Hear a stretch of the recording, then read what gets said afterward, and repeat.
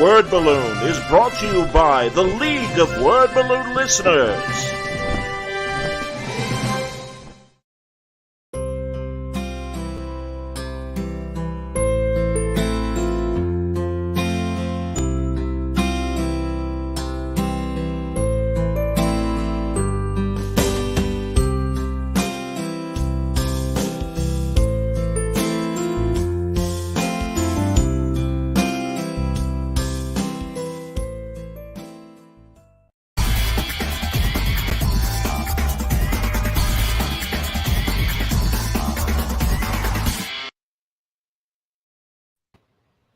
Welcome back, everybody. Hey, our hairstyles kind of match. John Sanchez back with another Word Balloon Live, the comic book conversation show. I'm always happy to welcome Stephanie Phillips back to Word Balloon. Good to see you, buddy. How you been? Yeah, good to be back.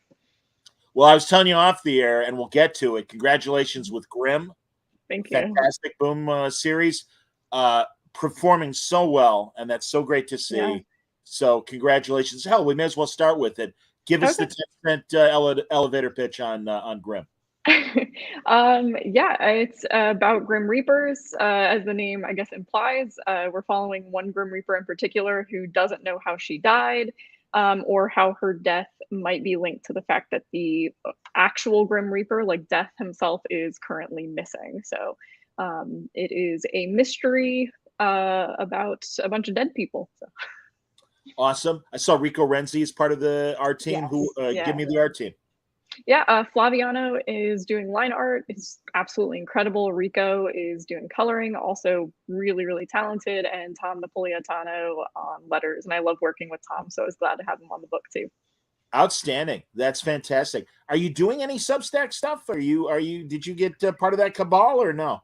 No, I mean, I think at some point I made like a Substack newsletter that I often forget exists, but no, I'm doing a bunch of creator owned with another company that hasn't been announced yet, but I think we'll be announcing the deal soon. So it'll be a whole bunch of creator owned books kind of coming out from one place. So I'm really excited about it. Great to hear. I loved your Aftershock books back in the day. And Nerdhead has a question right out of the box regarding Grimm. How many issues will Grimm be? Is it an ongoing? She loved issue 1. Awesome. I don't think I can say exactly what's going on with that. I don't think it's been announced yet. We are not stopping at 5 issues. I'm gonna just go ahead and say that. So I don't know where the PR team is for that announcement yet, but yeah, there's gonna be a lot of Grimm. So is and 5 obviously finishes the first chapter, if you will. Yes. Yeah. Okay, very cool. Excellent. A lot of people coming in. This is great, and I'm so glad. You're killing it at DC. You know, good Lord, one of the first things I read of yours, and I always bring it up, that 10-page Wildcat boxing story that you did. And I know you're still one of my favorites. Well, and I know you're an active athlete as well. I know. Do you box for fitness? Did you box or do MMA of some sort? Yeah, I did Muay Thai competitively. Oh, there you go. Sure. So wow. I did. I've done Muay Thai and kickboxing, but switching to kickboxing was always a weird change. The rules were always different. Like it's kickboxing is less violent. So I was always in trouble for doing something that they're like, you can't elbow people in the face. What kind of sport can you not elbow somebody in the face? That's ridiculous. I hate these rules. I missed my first kickboxing match. I missed the rules meeting because there was an accident and I had to drive. Like getting a matchup with another woman in my weight class was always tough. So it was like a really long drive and there was an accident. So we ended up late and missed the rules meeting. And I didn't know you couldn't do spinning moves. So I did a spinning back fist multiple times and I still won the fight, but I kept getting points deducted for doing spinning back fists on her. So that was fun. I was like, I didn't know you couldn't do that in this sport. I had no idea. So that's funny. You know, there was a great boxing match on ESPN this weekend, and the guy who won, literally much like Tyson back in the day, kept biting his opponent when they were in the stuff. And that's not elbows. But it's funny when you said elbows, it reminded me of Evander Holyfield, who, listen, one of my favorite people and a great heavyweight champion, not the cleanest fighter, head-butted, would get away with stuff in clinches. And that's what made me think of the biting. And I'm like, we just had more biting and stuff. So, No, I don't think hilarious. I've ever bitten anyone. I mean, I don't know for sure. Maybe in sparring or something. I just like, wanted somebody to get off me and, but that's somebody I knew. but I understand. yeah, never All been right. anybody in the ring. So, somebody on Facebook wants to know who would win in the fight. You were Dan Panosian. I like the Uh, matchup. I'd like to I like call the that fight. matchup too. I don't know. I was just in the gym with Dan a couple of weeks ago, and Really? yeah, I mean, yeah, and Frank Thierry was there hanging out. Oh, So that's we were all. hilarious. Oh, that's great. Well, I think I definitely got Frank. Dan, I don't know. See, I think Dan could punch real hard, but I think I could probably kick a little higher than Dan. I He's think so. he's in good shape for an old dude. I say that as a fat guy and everything. It's like, no, Dan's in shape, man, for an old man. No, Absolutely. he's got some big arms. His punches would hurt. Or I just keep him away with Capullo. kicks. Stay away from God, I Capullo know. too. Jesus, Yeah. and that's another one. Have you ever met Doug Monkey? No. Doug is a weightlifter, which is fantastic, Okay. and he's so got that weightlifter thick neck. Yeah. I'm sure his neck is like size 20 or something like that. It's like insane, but it's so great. And also, I love it. Forgive me for the nationality thing, but like Doug Monkey, totally, he's half Swedish and half Greek, and he's like, I'm Greek too, and I'm like, I had no idea you were Greek, and because he's got his Swedish genes in there. He's like, oh yeah, my mom's side, and I'm like, that's fantastic. So no, yeah. Doug, amazing artist and great DC creator and stuff.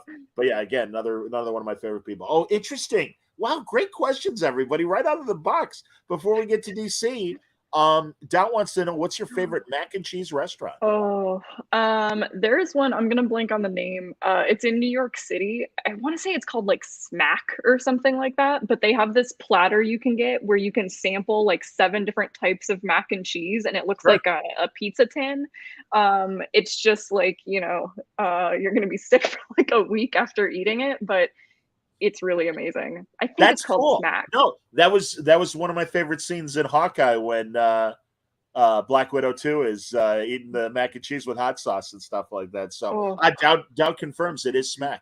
So there you go. All right, I haven't been there in a while, but Smack is excellent. Cool. It is sickening but good. Well, just like the big cities, I'm surprised. And again, it being such a great foodie town, Chicago, I don't know if there's a mac and cheese. There's a grilled cheese specialty shop right near like one of the best entertainment areas in Chicago. It's not downtown, but it's right by the lake, and really walking distance from my house and everything. It's fantastic. So that's very, very funny. Dowd also says he likes Sarita's in the Village. Okay, I haven't been there. Very cool. I will have to keep that in mind. I completely understand. Now, as we transition to DC talk, right out of the box, Magic K wants to know, can you give us some insight onto your Dark Crisis Green Arrow tie-in? Cool. Who will be the central character, he wonders? Green Arrow will be the central character. It's really going to feature Green Arrow and all of the writers that kind of got together to do the Dark Crisis one-shots. There are some kind of rules to what's going on in the Dark Crisis universe. Like Josh Williamson has some really cool stuff that he's come up with for how this event is going to work. But one of the cool things was I had this idea. I mean, starting with, we talked about the Wildcat short I did. I really like writing love stories that maybe don't seem like they're love stories on the surface, which, like, Wildcat in love with nothing more than a boxing glove or whatever it is. So for this one, I pitched a kind of weird version of a love story, and I was really excited that it kind of. I think what we're doing with it will make it a little bit unique to the Dark Crisis tie-in stories. So I'm excited for that one, and I think, as most people know by now, I absolutely love Oliver Queen. So I'm excited to write that. Me too. And really, I didn't even mind the DC Rebirth, or not Rebirth, before Rebirth. You know what I'm saying? The one from 10 years ago. Don't ask me that, they spent too many reboots over the years, but I didn't mind the de-aging Ollie back. Whatever the status quo was before Rebirth. But I am glad that he's back being classic Ollie, because it just he's a great character. And God, people like Frank Miller, the way they played with him in Dark Knight and showed him older and stuff like that. No, he It's like Hal too. A lot of the core original Justice League and stuff, and also you could say that about the Justice Society members as well. I do kind of like when they become mentors and also just kind of elder statesmen in the DCU, and also just Ollie's up and downs. I mean, God, Grell had such a great run on Green Lantern in the 80s and 90s, and also I love what Lemire did with Sorrentino. For me, it's Phil Hester. That is my Green Arrow. And Brad, well, and also both Kevin and Brad too. Yeah, writing it. No, and it was awesome that Phil and Andy stayed with the book after Kevin left and Meltzer came in. And I'm a massive Meltzer fan as a novelist and as a comic book writer. And all of us, and I'm sure maybe you felt the same way when the handoff was happening. It's like, I don't know who the hell this guy is. And it's like, hey, how about another 12 issues of great Green Arrow stories? Fantastic. Yeah. So yeah, no, I think it's great. Mason wants to know, well, first of all, I'll ask Nerdette, because I do want to transition into the great work you've been doing on Harley, and you're getting to play not only with Harley, but a lot of great guest stars in this series. Really, really appreciate all the people that are popping up and stuff. Nerdette wants to know, can we expect something fun for Harley Quinn's 30th anniversary? Tomorrow morning, you will find out the answer to that. Yeah, so we will have an announcement tomorrow morning. Before that, leading up to it, I'm spending 5 weeks on a weekly Harley Quinn event where Harley Quinn is going to space with her own task force. A slight spin on a Suicide Squad kind of thing. It's not the Suicide Squad. And how she ends up with the team, I think will be kind of fun for readers as well. And that will start in August, so the first week of August, and it will run for 5 weeks, 4 regular series issues, and then ending in the 22 annual. And then, yeah, we'll have another announcement tomorrow morning about something going on in August. So yeah, lots of stuff going on for Harley's 30th, which is good. It's a milestone for her. I know when I turned 30, that felt like a milestone. Yes, space. Absolutely. I think I'm at the point now where I just wanted to like do all of the kinds of stories I like to tell, whether they're mysteries or sci-fi and things like that. No, Kevin is not going to space. It will be explained why within the story itself, but Solomon Grundy is going to space. So hey, that's awesome. Oh, fantastic. Yep. Friend or foe Solomon Grundy. Is he nice, gentle with Solomon, or yeah, I mean, he reincarnates every time and we get a different version. I mean, he's nice to Harley, and I mean, I think that's what matters for the story. So yeah, we had fun. You know, I kind of had this idea. I was like, what if he just, I don't even think he needs a spacesuit because he's dead. But yeah, I was like, I think I want him in a spacesuit anyways. So I like the artist, Georges Duarte, kind of came up with taping a bunch of suits together to fit over Grundy. So at points, it's like tape is kind of bulging at the seams and stuff. It's pretty good. I like it a lot. That's cool. I don't know. Again, you know, old fart. You'll forgive me, but one of my favorite Solomon Grundy stories. Alan Moore and Steve Bissett and Todd Bond and Rick Veitch during their run when Swamp Thing was in space, they go to this weird planet, and Grundy is there. Have you read this story? Do you know the story I'm talking about? Yeah, I do know the story you're talking about. Dude, that's excellent, because honestly, as a little kid, there was a showcase of Dr. Fate and Hourman dealing with Solomon Grundy, and at the very end of the story, Alan Scott Green Lantern shows up. And I think Dr. Fate and Green Lantern use their different forces of magic to construct this prison for Grundy, and they leave him on this alien world. And literally 20 years later, Alan Moore picks up the threads of that story, and it's that Solomon Grundy that's in space, does not need his helmet because he's dead. And it's outstanding. Really, it blew my college-age mind back then. How you doing, everybody? I'm very old. But unlike Steph. But yeah, it's like, that's fantastic. And I do love those ones. And truly what I've really loved about the Harley series has been the fact that you've really dipped into these great like characters to throw in as you know, as guest stars. I mean, Batwoman and the Fury that was in you know, the issue and everything. Or am I spoiling? I hope I'm not spoiling. No, not at all. The upcoming event, I'm trying to remember. We've got quite a few people kind of making an appearance. Bronze Tiger, which I'm really excited about.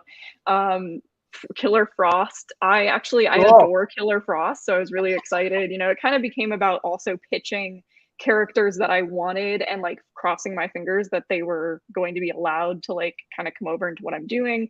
Luke Fox, Lashina, aka Duchess. Yeah, we've got some kind of cool characters that I've brought in, and I also tried to arrange it so it's characters that have a little, some of them have history with each other, which will come into play on the team from various other stories throughout the DCU. So I think that'll be fun. That's great. And truly, just like what Cantwell was doing with and has been doing with Iron Man and stuff, to just have these like random, you know, kind of, forgive me, C-level characters. But it's like, no, man, no characters is C-level if they're put in the right writer's hands.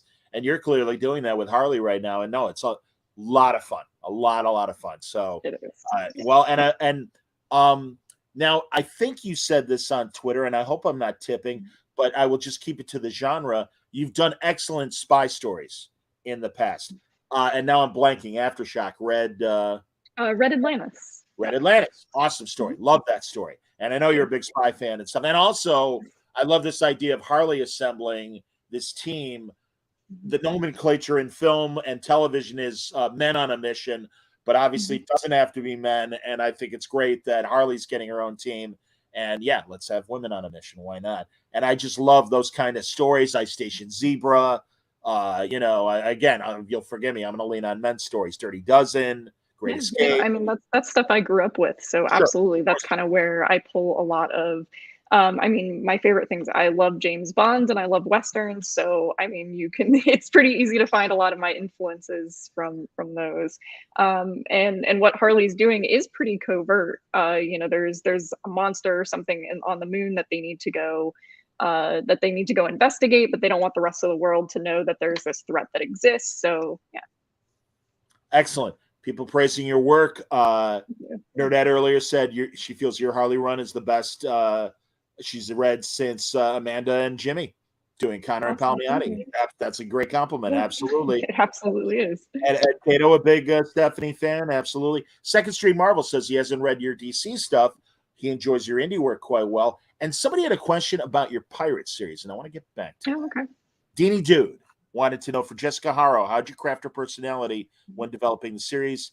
And then here's the pirate part of it. I also have the same question for Anne in A Man Among Ye. So yeah, we'll talk about those characters.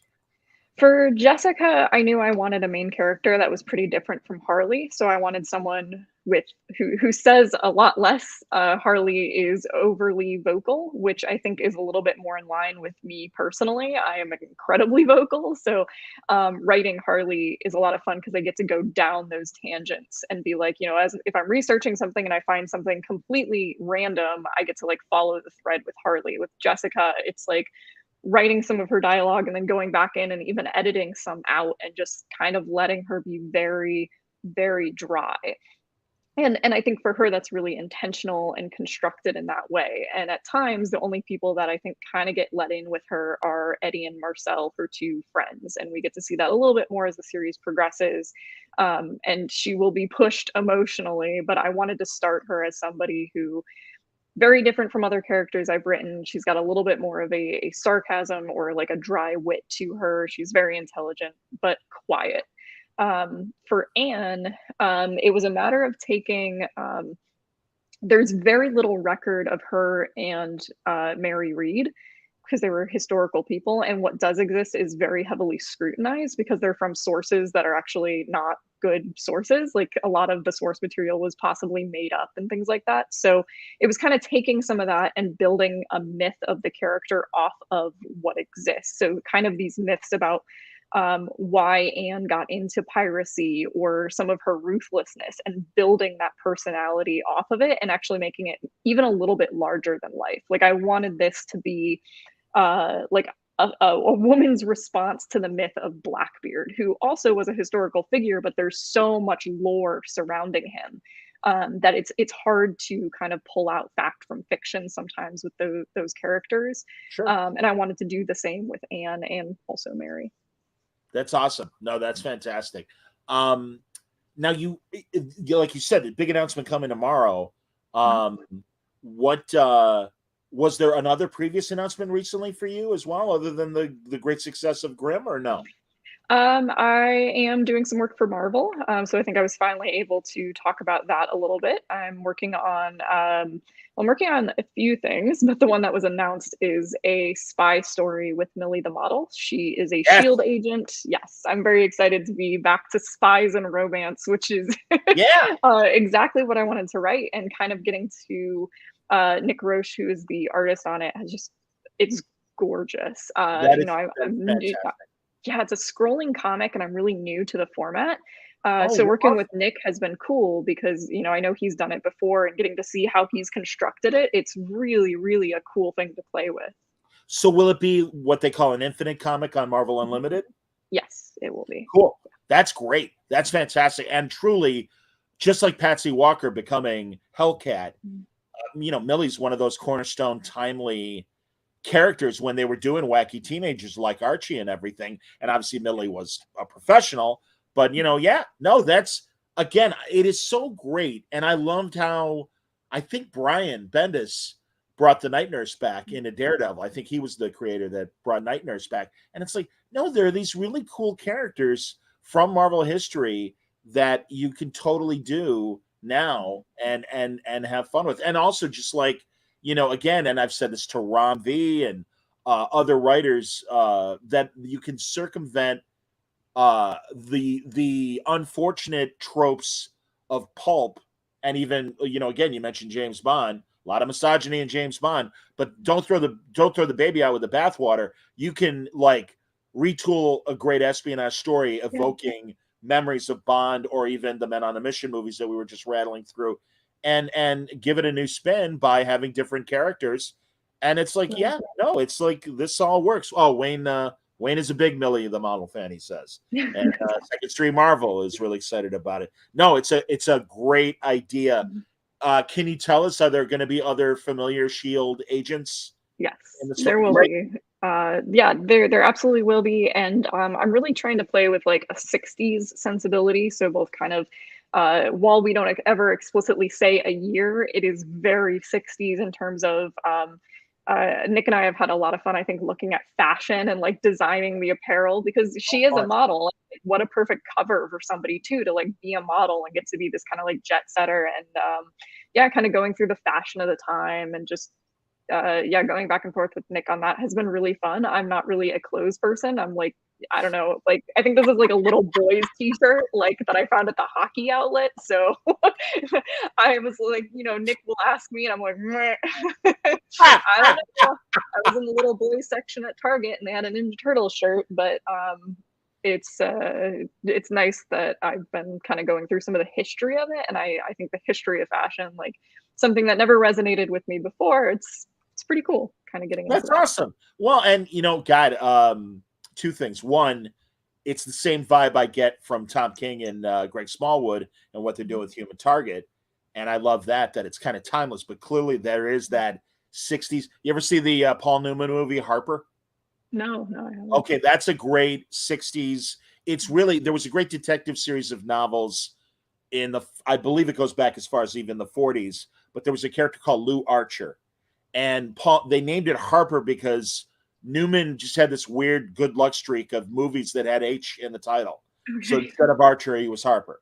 But I mean, anyway, regardless, like it has that same, if you love Human Target, it has that same '60s aesthetic to it and stuff. And that's so perfect for SHIELD. I was even going to say, Bill Reinhold years ago, when he was doing the Max Punisher series, and Old Man Fury shows up, and Dougie Brathwaite was doing the art, and Bill was inking over Doug.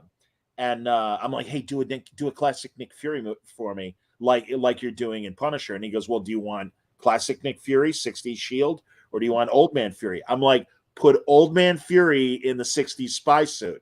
And it's truly one of my favorite pieces that I've ever commissioned. And it is so great because he's got the grizzled face, but it's like, no, he can still kick your ass. Don't. And also just the fact that he's in the action suit, it's like, oh, that's so great. So yeah, I'm really hoping for the classic SHIELD blue and white or whatever, action suit. No, that's it. And again, Millie the model doing '60s fashion. There's a great documentary.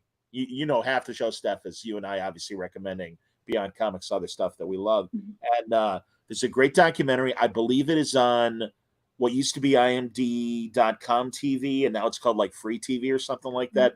And it's streaming, but it's got commercials, but it's free. And they have this great doc. It was on Amazon Prime, but now I believe it's there. It's called My Generation. It's all about swinging London in the 60s. And it's a bunch of the celebrities that were around then. And it's narrated by Michael Caine, but Joan Collins is in it. Keith Richards and Paul McCartney are in it. Donovan is in it. Twiggy is in it. And it's so cool because it's like they all were hanging out in London at the height of the 60s, and just like everything that was happening in Hollywood and New York in the 60s, and certainly fashion, it's cool to see that also. And some famous photographers that photographed Twiggy and some of the other British models of the time. But it's so great because it really is like it's them remembering that moment and stuff. So no, I'm a massive fan of that. Hominus says that the Ross McDonald Archer series, you can find it in digital. That's great. Okay. And he has them all. No, they're great. They're great. Straight up old, like, name your favorite detective, Sam Spade, Marlowe, whatever, So very cool. Max says, Stephanie, I'm a big fan of your Comicsology title, and Grimm are both great. Both of those are great. Do you have any DC ongoings in the works besides Harley? If not, what would your dream pick be as a second DC ongoing? Ooh, for a DC project, I do have other stuff going on besides Harley. It's not at DC.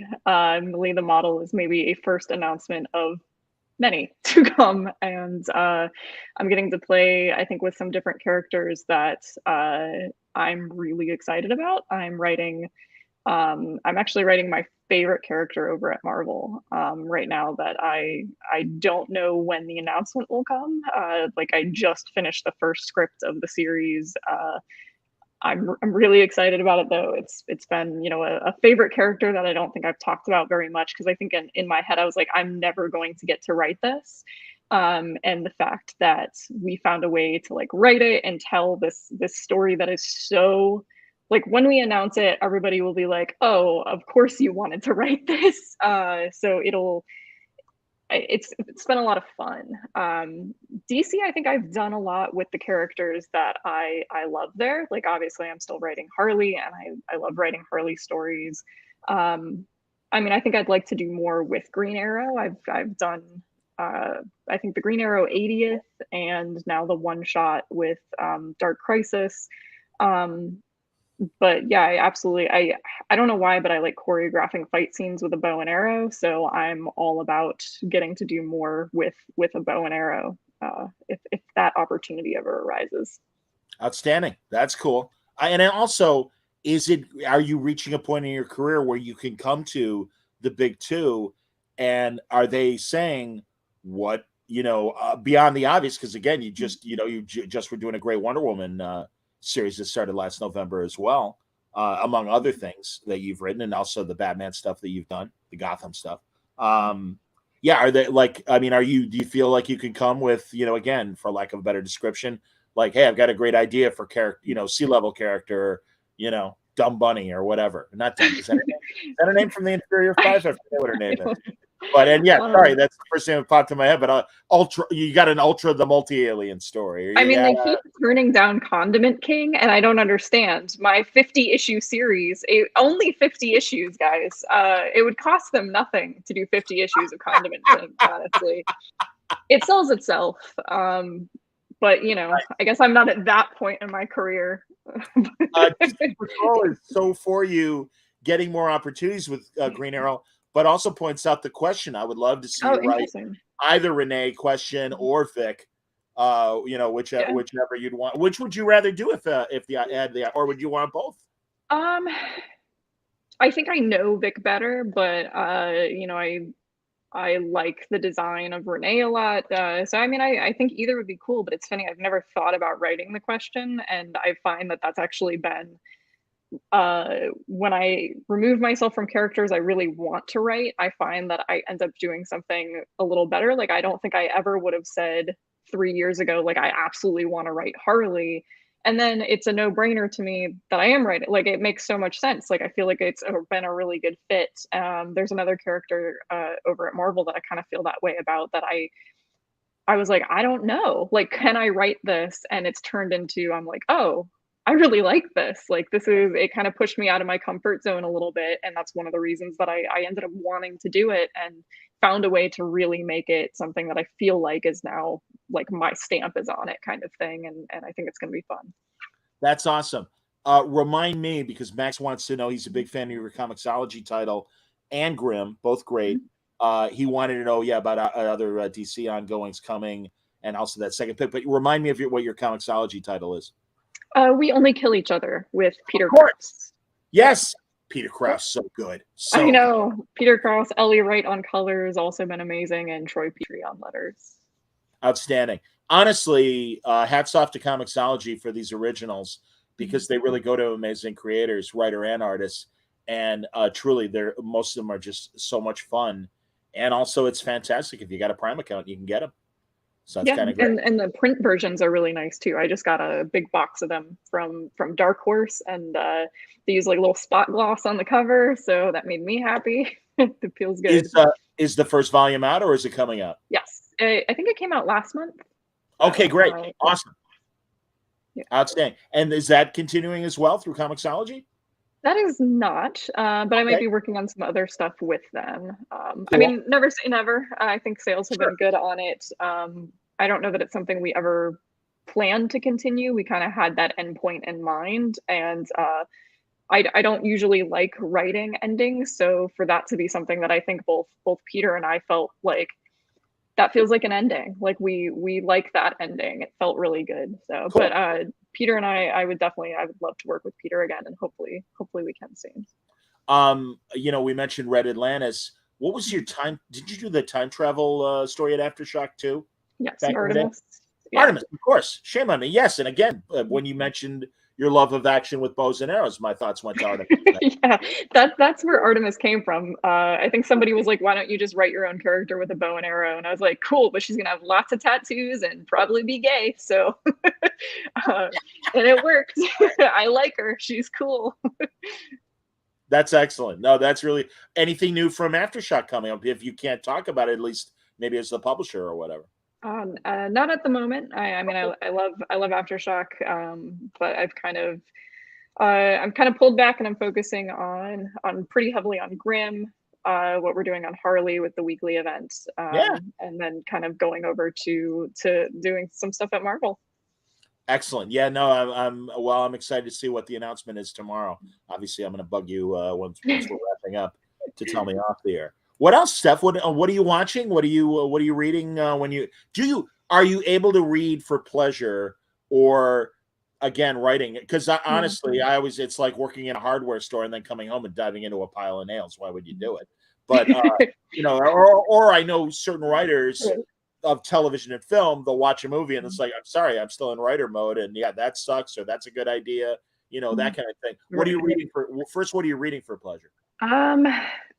I haven't. Let's see. The last book I read, it's a book I love, and the weirdest thing is I cannot get the title right. It's got something like the Many Lives of Addie LaRue or something like that. It has her name in the title, but I cannot get the full title right, and it's such a shame because I always want to recommend the book, and I cannot. The title is like too long and weird and complicated, but it's about a woman who makes a deal with the devil. So that she can basically live forever, but she can't be remembered by anybody. So it's kind of about your impact on the world. And she has zero impact until she kind of meets somebody that also made a deal with the devil, and it kind of coincides with her own deal. And it's, it was a really good book. It was interesting. I don't know, something recommended it to me based on my reading habits online. I don't usually go with those. I usually go with things that I know. But it ended up being like a good venture into something new. So. Cool. Before I ask about what you're watching, and obviously you've got the new Harley Weekly coming up. DC Patrol says, I hope we're not losing you at DC. I don't know what you can say about that. Well, I'll at least I kind of know how long I'm on Harley, so you'll at least be stuck with me on Harley for a while. Okay. Well, but that's, hey man, there's certainly a nice body of DC work. I'm hoping the door is open, that you might come back at some point, but absolutely stretch your Marvel muscles. Why not? That's awesome. You know, it was just like when Tom was, you know, kicking ass at Marvel with Vision and some other things, and then all of a sudden, hey, DC wants you. Great. So wherever they want you, Steph, we're there. It's truly. I mean, no, honestly, I'm truly. It is always great to meet creators like yourself at an earlier point in their career and watch things work out. Truly, and again, I speak from my own broadcast experience of now things are working out. That's good. So good for you. That's excellent, man. So what are you watching? Are you watching any of the streaming stuff, movies? Have you had a chance? I think I've made it through Our Flag Means Death like 3 or 4 times now. So it's that show is my obsession. I love it. It's fantastic. I will probably start on like a 5th watch of it because nothing else is as good as Our Flag. Yeah, it's like the ending never changes. I've seen it, but you know, as soon as I get somebody new that I can force into watching it, like I forced my sister to watch like the first few episodes, and I don't know why she hasn't watched all of it in one sitting. I don't know what's going on, but yeah, I watched that. I watched some of the new Stranger Things. Yes, Our Flag Means Death is perfect. I think I started The Boys. I've been watching The Staircase on HBO Max. Yes, I mean, I remember watching the original documentary of that, and I'm pretty sure it sparked like a very intense argument between myself and Dave Johnson. And that is because we were watching it simultaneously, and I think we would like call each other after an episode and be like. I think if I'm remembering correctly, Dave was very adamant that he was guilty. And I don't want to misspeak. I think that's what it was. And I was a little bit like, I don't know that I could say guilty or not. I could not have convicted him because I just think there's a lack of evidence. Like what you need is a jury to convict somebody. I don't think you have. But in my mind, that doesn't mean I'm saying he's innocent. It just means there is actually no evidence that I have to convict him. But it led to quite a few arguments. And I think whatever it was, I think there were 2 documentaries on The Staircase, and whichever one it was, like you watched, they would kind of color or bias your opinion on guilty or innocent. So I think the last episode of the HBO series just came out the other day, so I haven't watched it yet, but it's queued up. Yeah. That's cool. Well, you know, I'm sure you may or may not know I'm a massive Star Trek fan, although I've been mostly disappointed by the new product. I'm enjoying Strange New Worlds. I still have my little continuity picks, but I really think that's great. I haven't watched it yet, but I also love Star Trek, but I have not watched a lot of the new stuff. I mean, I'm next gen, hardcore next gen fan, but well, then you'll appreciate it. A couple weeks ago, I got to talk to Jonathan Frakes. I saw, yeah, that's great. and Steph, I'll tell you. Well, please, if you got like a figure or a photo or whatever. No, that's right. It's in the pile back there because I just moved, so every single picture is like on the floor and it hasn't been hung up. But I do have a picture of me kissing Jonathan Frakes. Wow, good for you! Wow. It is very cute, and then over the top of it, he wrote like Riker's Girl, and I was like, "That's cute. That's cute." He drew a little heart for me, and I was like. It's pretty ridiculous. Well, you know, maybe you know his wife, Jeannie Francis. Again, I haven't met her. All right, old man. In the 80s, you know, she and Anthony Geary were Luke and Laura on General Hospital, and Susan Eisenberg, cartoon Wonder Woman. Oh my God, General Hospital was so great. And I told Frakes at the end of the conversation, I'm like, hey man, I don't mean to be rude, but I've had a crush on your wife, like, you know, for 40 years. And he was so great about it. I'm sure, you know, again, you know, he gets his share as well. And he's like, oh no, I'll tell her that. She'll love that. And I'm like, oh, that's amazing. So that was really, again, you don't want to be an asshole, especially in these days. But I'm like, dude, I can't deny. And also, she was a great character. And they just shot the 15,000th episode of GH. And she was the central character to do clips, but also like revisit old characters, because I guess she's the mayor. Her character's the mayor of the town now, and it was kind of like their version of the West Wing, where a day in the life of the mayor and everything. So, oh God, it's funny. Yeah, all right, DC agrees with me. Luke and Laura Simone. Yeah. So yeah, no, good stuff. And here's a recent purchase of mine, and I don't know if you can see everybody, probably not, but it is a Planet of the Apes top Mego figure, and it's. from Beneath the Planet of the Apes, that's Brent Mhm. from the second movie, who goes looking for Taylor and the astronauts in the second movie. And I love it. You know, my old toys were Hot Wheels, but instead of G.I. Joe, I was a massive Major Matt Mason fan. That was an astronaut figure that Mattel made. Yeah. And it was literally at the height of the Apollo missions. And they even took conceptual designs that were in Life magazine in the early 60s of, well, once we get to the moon, maybe we'll use these kind of suits and vehicles and things like that. And they made them for the toy line for Major Matt Mason. So I had like a moon base and a moon crawler and all these crazy things. So I mean, to buy a Major Matt Mason is ridiculous. But when I saw this on Tops, I'm like, I can get a Mego space helmet and put that on Brent. That's close enough. I'm cool with it. So, but anyway, what else? All right. So yeah. What else? Was there something else I was going to say about Frakes? No, we had a great conversation, and again. So, I was going to tell you afterwards. I was so wired, and maybe this has happened to you if you've performed live or anything, or even after a big fight, and you get so wired after a great performance. I kept my cool. It wasn't the Chris Farley show. We had a really good conversation. Inside, I'm like, I can't believe I'm talking to Jonathan Frakes. This is amazing. But everything worked out great. And he was laughing at some of the stupid stuff I said, and that's good. And also our mutual friend who helped me set it up, Warren Drummond, great storyboard artist in Hollywood. He's like, hey, Frakes said he really liked talking to you. Well, after the conversation, I was so wired. I literally had to, and it's okay, it's legal here in Illinois. I needed to blow a doob and lie down. Okay, now what? All right, this is great. So anyway. Oh, that's awesome. And if you kissed, did Riker kiss you or did you kiss Riker? Forget No, me. I kissed him on the cheek. He's like much taller than I am, so I think in the picture you can even see I'm like trying to reach. That's adorable. And he's like got like doing one of those faces. Sure. It's pretty cute. It's very cute. Adorable.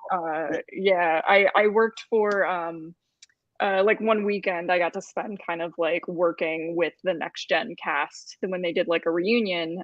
So I brought Patrick Stewart his coffee in the morning. I mean, I brought other cast members their coffee, but I really only care about Patrick Stewart. So I did not kiss Patrick Stewart, but I did hug him and tell him he smelled amazing. That's fantastic. So yes, I think there's a picture of me hugging him, and my smile is way too big for my face. Like I grew up like madly in love with Captain Picard. Sure. Like not so much Patrick Stewart. Like he's great. Like I love all of his work. Oh, he's a great actor. Yeah. But specifically, I had a crush on Captain Picard. No, Captain Picard was amazing, and it's again, these shows need to find their feet. And the first season, he's a little stiff and kind of a douche, but it's so great that the way they humanize him. My God, my favorite episode is Family, right after the Borg incident with Locutus, and when he breaks down with his brother, it's like, man, that is awesome. Where it's like that's a real moment that we're watching. It is so. That's how good the actor is. But no, I'm so with you. No, Picard is an amazing character. So and it's great that you said that because oh God, what was my when you said that he smelled great. He does smell really good. I totally understand, bud, because truly, and now I feel comfortable throwing this down after your comment. For the Watchmen press junket, I got to interview the entire cast, plus Dave Gibbons, plus Zack Snyder. But I'm talking to Malin Ackerman, who played Silk Spectre, young Silk Spectre, Lori. And she had this literally, and I still remember it, this apricot scent. And thankfully, Steph, I did literally at this point, I had done 20 years of sports interviews with high level athletes, Michael Jordan, Sammy Sosa, and the rest. I knew them all. And so I could compartmentalize my, oh shit, I can't believe I'm talking to this person. But truly, I'm like, I didn't tell her because again, I didn't want to be even in 2009. I'm like, all right, don't tell her. That's a creepy thing. But I'm like, wow, she smells nice, and she was just so charismatic and so nice. And it was great because I asked her about the subtext of Lori and the comedian, and I'm like, you really don't get a chance to really play with it much in the movie. But she's like, oh no, I read the book. I'm well aware of it. I think it's really an amazing facet of Lori's character. It shows why she is much more like her father once she finds out the real truth about who her father was. And it's like, yeah, no, it's like, I'm like, all right. I mean, I like you even more because you really get the character. So it was a cool moment. That's So cool. yeah, I get it. I totally get it. Radium Theater Productions says, Stephanie, I'm absolutely loving Harley Quinn. Was wondering about your thoughts on her relationship with Ivy. I was skeptical about the breakup, but really appreciated the way you handled it. My challenge would be what breakup? I think that was something that somebody on the internet added to the issue that was not a breakup. So in my mind, they, like Harley said in the last page of that issue, like, this isn't the end of our story. You have to go do a thing, which was kind of her send off into G. Willow Wilson's run or miniseries on Ivy. But as Harley has brought up multiple times following, like she has referenced Ivy as her girlfriend in subsequent issues, and I don't think that is, at least in my book, it's not changing. So I don't know about other writers in the DCU, but cool. I'm assuming you were a fan of the cartoon. Yes, absolutely. That's the first place I saw Harley. Obviously I love. Oh no, I'm sorry. I was talking about the animated series. But yes, I do like the new one. Yeah, no, it's really funny. I enjoy that a lot. I think the writers have done a really good job playing with the universe and also kind of giving you Harley's look at the universe is pretty cool. So yeah, I enjoy it. Well, and again, that's why I really enjoy your first person narrative that you're doing with Harley as well, that we really are inside Harley's head as all this stuff is happening. Frog, good question from Frog.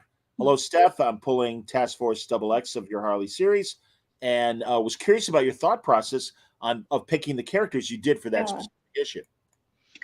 So I did two things. One, I wanted to make sure that the characters that we had on the team weren't all a bunch of tanks. So you don't want Solomon Grundy and Croc, or building kind of these big muscle guys.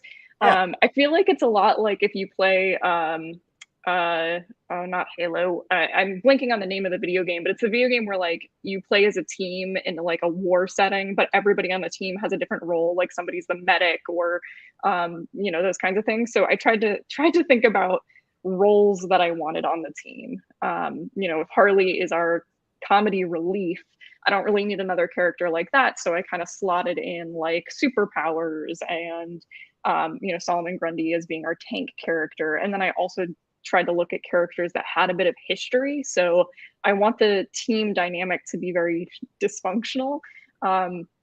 So characters that maybe don't have the greatest past together. There will be a character on the team that is very much at odds with Harley. So it'll be kind of a mini thing for Harley to have to deal with this relationship that's really bad, and work with it on the team. I promise it's not the Joker. I'm not writing the Joker. So I'm just going to get that one out of the way. Joker does not appear in this. But there is somebody else who will appear on the team that is at odds with Harley, and then kind of other members of the team that have either had some past experience with Harley or another member on the team, so that these things can kind of all start bubbling up and we can deal with them throughout the series. And I wanted people that were also kind of dynamic and interesting. I think Luke Fox and where he's at right now is very interesting. So bringing him on, and kind of getting to reinvent his character a little bit as he's moving away from the Batwing mantle and looking at, okay, what does he get to be now?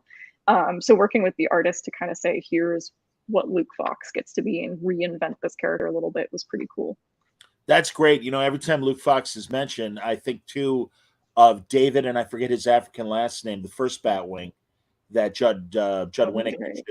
I'm talking about, yeah. I used to bug Julie and Shauna Benson when they were writing Birds of Prey. I'm like, I'd really like to see what happened to David after he gave up the mantle and see him involved in some sort of story. Because I really thought the concept of a Batman in Africa. I like Luke Fox. I loved when Jimmy created Luke Fox and everything, and moved it to him being Batwing. But it's that's really interesting. As much as I loved just Batman International or Batman Incorporated at the various international Batman, it's that would be really interesting to see an African Batman and stuff. But there you go.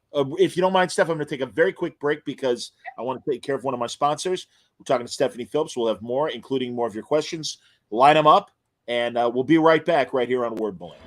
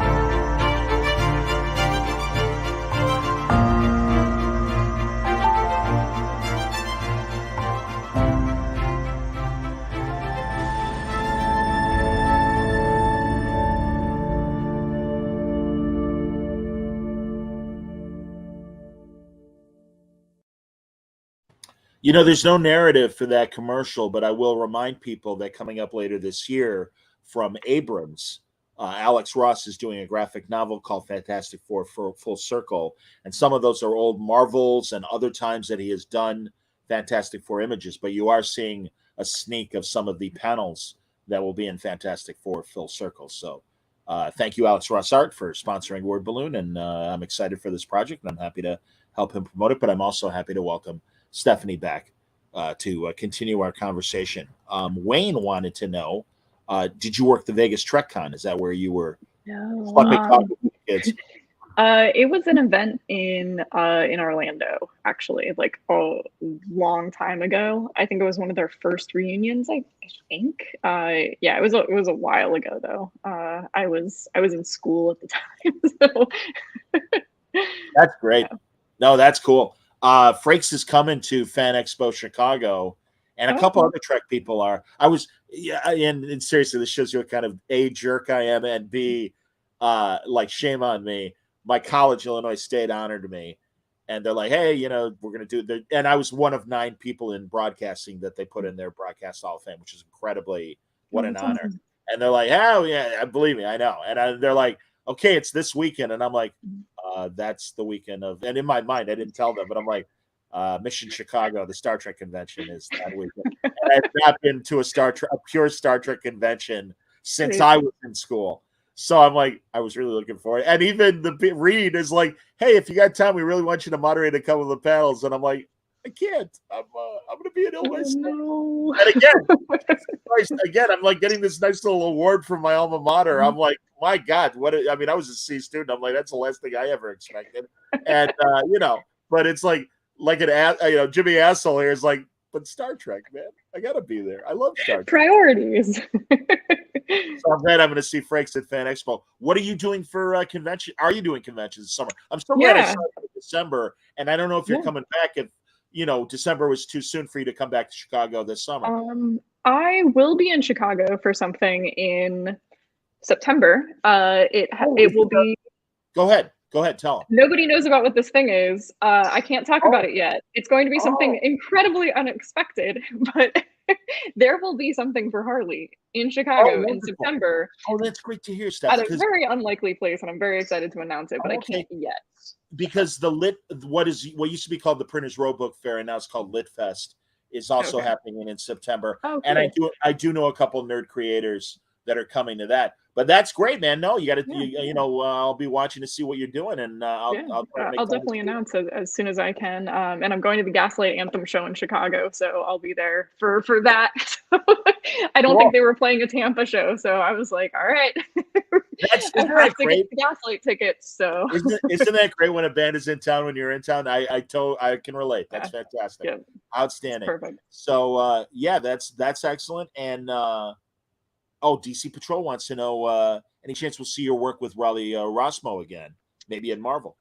Yes, I don't know about Marvel, but yes, Riley, absolutely. I mean, Riley is one of my best friends in comics. We talk every day. Awesome. We are constantly coming up with stories and kind of noodling on stuff together. So whether it's DC or not, you will absolutely see us work together. I don't think there's a universe in which I would allow us to not still work together. So yeah. Excellent. What other conventions are you doing? I'm doing Heroes Con at the end of this month, so I will be there. It's in Houston. I'm blanking on the name. Comic Palooza, I think. And then I'm doing one shortly after that. Oh, Terrificon. I think those are my next 3 that I have lined up. Yeah. Sure. and I'll see you at Terrificon. That's fantastic. Yeah, perfect. Yeah. So yeah. We might even I don't know if they got you doing a panel or not, but if you do, I was gonna say it's likely that you and I'll be talking there. So that's great. Awesome. Outstanding. Cool. I love that. I mean, honestly, and again, they're a sponsor as well, everybody. And I know it's I'm a whore, I realize that. But that said, I truly mean this. I love Mohegan Sun. Yes, it's a casino, but even if it wasn't a casino, it's a great resort. It's always at the best time of summer, and it's right there on that lake, and it's just a beautiful area, and it's a great resort. I mean, the pools are Never amazing. been, so I'm excited. Oh, that's great, Steph. Because yeah, I don't know. I assumed you had done the show before. No, I was supposed to do it the year that everything kind of got shut down. I think it was like, I think I canceled it right as it got closer to the convention. I think it was one of the last conventions that everyone did before conventions went away for a while. Understood. Yeah, Wayne also will be at Terrificon, and he says it's a great Awesome. show. And Cat Uprising says, love to hear that you're working with Riley again. I love both of your work, absolutely. So, man, Nick Wilson, obviously a lot of Stephanie love. So that's very nice, very cool, very very cool. Thank you all. Yeah. What else, Steph? We can wrap up if there's not more. But I mean, have I left anything untouched in terms of current and upcoming that you can speak about? No, I mean, I think those are kind of the big things that we hit. You know, the Harley event coming up, and yeah, getting to make some new announcements throughout the year, comics and beyond. So, yeah. And Steph, you were teaching. Are you still teaching? No, I'm not. I resigned a while ago, Okay. which is which is nice. I think. I mean, I don't miss it. I miss students, I think, if that makes any sense. Like I had some really great students who were pretty amazing. And I miss that element, but overall, man, building a syllabus while also trying to write multiple comic book series was a lot. So yeah. Steph, I taught for one semester. I'm really glad I did it. And friends who teach have told me, yeah, but once you get the basics of what you got to do, it's so much easier. Honestly, I learned I am not built to teach. I'm glad, like I said, I'm glad I had the experience. I did it at Columbia College here in Chicago. I taught audio production. I never want to do it again. And I understand because, you know, and maybe this is the same case for you with students. Some kids were really motivated to do well and really wanted to. There was a good portion of them that it was just a requirement. And to get them, and I really tried to make the projects fun and even like making like a little 60-second kind of audio drama and things like that, and put in a lot of sound effects and music and gave them all the tools. It's just put it all together. And I got so many, and I don't blame the kids, especially if they didn't want to be in the class. I didn't take it personally, but it's like, well, if you don't want to learn, you know, it's like, well, then I'm wasting my time. And I would much rather mentor somebody directly than teach an organized class. I don't know if you feel that way about writing or anything. Yes, I mean, teaching writing is nearly impossible depending on what we're saying. Like, I mean, technical writing can get really specific. So if it's like I have to teach them how to write a grant, I can give them the tools that they need for when they one day need to write some kind of grant or something like that. But in terms of like having a student come to you and be like, how do I become a better writer? Like, that's a really tricky question, and everyone is a little different. And it's like, well, how much do you read? And, you know, these kinds of things. And when you're working within a system that's also like, why aren't you giving them daily quizzes or weekly tests? It's like, I will never, ever give a quiz or a test in a writing classroom, ever. Like, period. I would rather be fired. Do you think there are things regarding craft, creating a character, storytelling, you know, and narrative that is quantitative enough to pass on to somebody? Because I get what you're saying, because you need not only the imaginative inspiration to write, but also that I got to write this. I got to get it out of me. I know that from even the creative writing I was able to do in broadcasting, where a lot of it was like, no, the idea has taken over the process. I'm just kind of following the muse. And, you know, so yeah, I don't know. I don't know how you feel about what I just said in terms of that. Yeah. Stuff. I mean, interestingly, I never taught creative writing. I've taught public health or public science controversies, like scientific rhetoric. I've taught new media studies. I've taught any form of technical writing for the health sciences, for engineering. The department I resigned from, I was working in an engineering department at the University of Buffalo, still teaching technical communication, but I was technically engineering faculty, which is wild to somebody with a humanities degree to be like, you know, me like this is how I would go to work, sitting in like, you know, faculty meetings with the engineers in suits, and they'd be like, who brought their kid to work? Like, well, should I not be on my Game Boy in this meeting? Like, It was, but it was usually never relevant to me because it would be like, man, we need more like test tubes and beakers, and I'd be like, oh no, okay, cool, beakers sound good, guys. Well, your shirt is inspiring the next question. I mean, we're in the playoffs and everything for the NHL. We're in the Stanley Cup final. Yes. Or pardon me, the yeah. I mean, exactly. Steph, I spent literally 16 years in sports radio, and when I left, and it's like I can so get up for watching any sort of game, and I won't deny my love for boxing continues, but I so disengage. And I knew that at the very least the playoffs were going on. I didn't even realize we're in the finals. Who's there? Who do you like? Tampa's in the finals. That's fantastic. Yeah. Oh, that's so good to hear. Oh my God. 3 years in a row. We could be going for a little three-peat here. And I know there's a lot of people very angry about the Tampa thing, but you know what?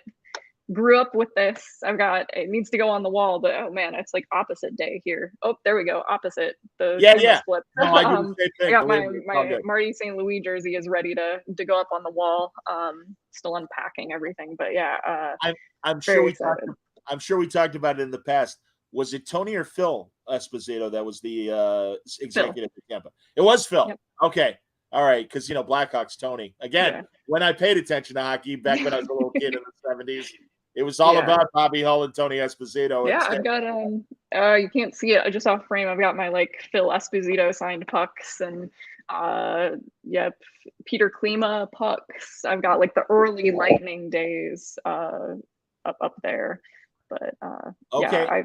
for somebody who's been watching the Lightning since day one, Colorado is really strong. I don't know. I think I could take Nathan McKinnon. Meeting Wayne. Wayne's from Ottawa, so obviously, hockey's in his blood. All right. That's awesome. So no, I'll be the fly on the wall watching you guys go. Have you talked to? Well, certainly Lemire's a big hockey fan. Matt Kinn's a big hockey fan, I believe, as well. I'm trying to think of my guys that are hockey people that are in comics. You know what sucks, Steph? Truly, working in Chicago sports radio as long as they did, I met so many Blackhawk players and the coaches in the 90s, Keenan, everybody. Joe Murphy, who looked like Superman, literally was, first of all, he had that great classic kind of hockey player build. He literally had jet black hair with a spit curl. And I'm like, come on, Joe. He's like, I swear to God, it is not a Superman thing, but it doesn't hurt. And, as being a single man, that women have told me I look like Superman. He goes, that's not a bad thing. I'm like, no, it's not, Joe. But truly, it's funny over the years, the various hockey players. And I don't know, man, when I was a kid in the 70s, I gave a shit about hockey. Somewhere in I think when, as you might know, they kept the games off free TV starting in the early 80s. And it wasn't until Rocky Wirtz, the family that owns the team, finally put them back on free TV.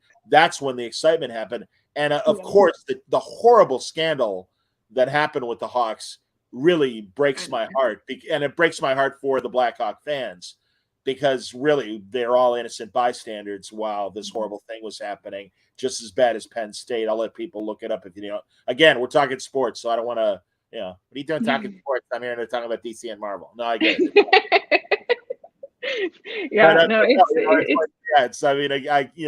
I'll talk, Christ, like I said, I mean, you like combat sports, so I know I can talk boxing with you. Have you seen any fights lately? Boxing? No, I tuned in briefly to the most recent UFC fights because Joanna Jędrzejczyk, whose name I probably say wrong, and then I thank you. Thanks for the vote of confidence. And then Zhang Li, who again, I feel terrible. I think I'm getting pretty close, but they are just two incredible fighters. I don't follow the men, I follow the women. But Joanna, I've been watching since her Muay Thai days. And so hearing her kind of announce her retirement after that fight, it's like, I get it. She's been fighting a long time. But yeah, watching her kind of rise, because she was a Muay Thai fighter. She was just somebody I knew as she's one of us. She's one of the Muay Thai, there's not that many Muay Thai women, and she was one. And then to watch her kind of transition to UFC and completely kick ass. So, and I think Wiley is I mean, I love her. I follow her pretty regularly. I've seen her do Awesome. some workouts where I'm like, all right, I need to incorporate that workout now because it's just she's really dynamic and interesting. But yeah. Outstanding. That's fantastic. Steph, as always, I'm so glad to see you. I thank you for coming on. Yeah, Anytime, thanks for having me. we got something new to talk about. I'm so looking forward to the model as a Shield agent, Infinite series coming for Marvel. We all look forward to the big announcement tomorrow. Again, for people audio, obviously this was recorded before the big announcement. I'm sure I will mention it in the wrap for the audio version of this. But that's terrific. Well, again, it gives me more of an excuse to talk further with you, and obviously we will likely do some sort of conversation at Terrificon That sounds in great. about Yeah. in about 7 weeks or so. So everybody look forward to that. Thanks a lot for everybody watching. Hang out, Steph, because I want to tell you something about. Although you're in New York now, right? No, I'm in Tampa. Oh, you I'm are in in Florida. Tampa. Yep. All right, I got a Florida thing I'll tell you about that Okay. might at least entertain you or whatever, but that may or may not happen for me. Not ready for much like my announcement isn't ready for broadcast yet. We'll see if it happens. But